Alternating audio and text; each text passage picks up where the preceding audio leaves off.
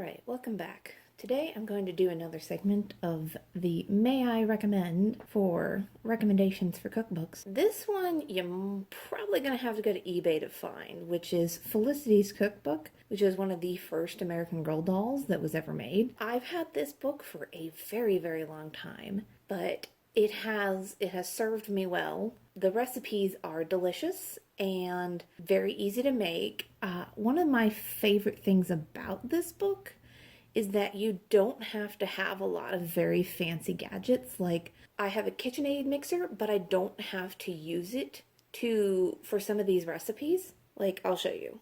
So basically, one of my favorite recipes in this book is Sally Lunn bread, and it's a recipe that you don't need like a mixer with a bread hook to make. You can very easily make it in a bowl, which is what I did not too long ago, and it's still very delicious.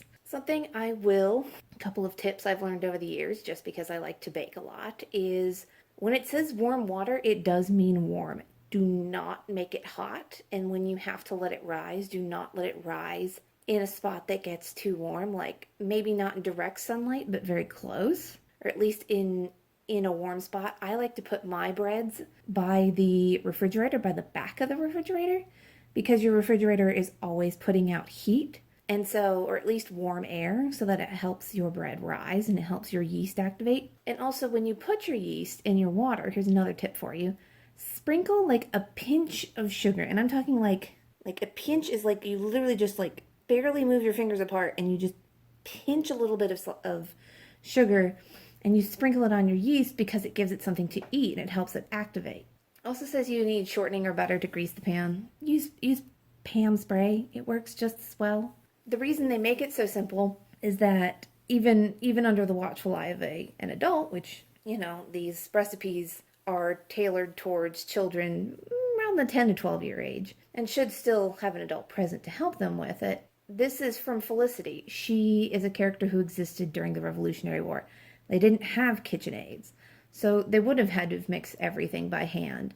And so we're going to make these recipes simple, you know, like they did, you know, like it would have been back then, but also, you know, easy for young girls and young children generally to make. Now, I haven't done the green beans, but I have done the whipped Syllabub.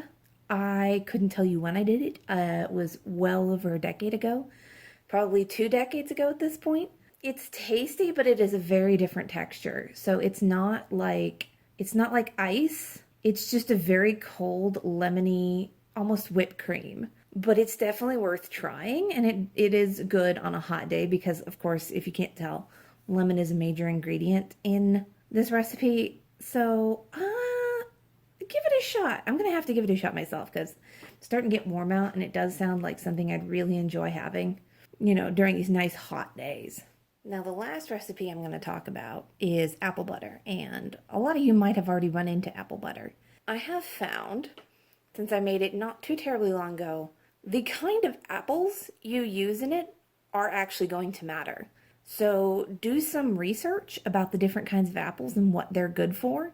The ones I made were very mild and would make a very delicious snacking apple, but because they are so mild, they're really not meant for apple butter. There's not a humongous amount of flavor coming from the apples. It's coming from like the apple cider, which I recommend trying to get as natural as possible.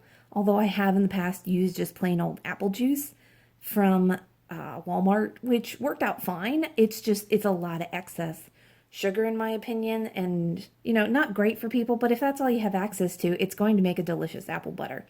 But definitely do your research on the different kinds of apples before you decide to make this. All right, I hope that gave you some insight into Felicity's cookbook. And again, I really recommend it. The recipes are simple. They break things down real easy for people to understand, especially for kids, younger kids, and all this should be done under the direction of an adult. But I think it could be a lot of fun. I know I had fun when me and my mom would make the delicious recipes from it, and again, the Sally Lunn bread was a big hit in my house. So, you know, again, I'm sorry, you're probably going to have to go to eBay for this one, but it'll be worth it, trust me, especially if you got a younger person in your life and you want to get them interested in cooking and baking and all kinds of that. So I hope y'all enjoyed. Let me know your thoughts down below, and I'll see you next time.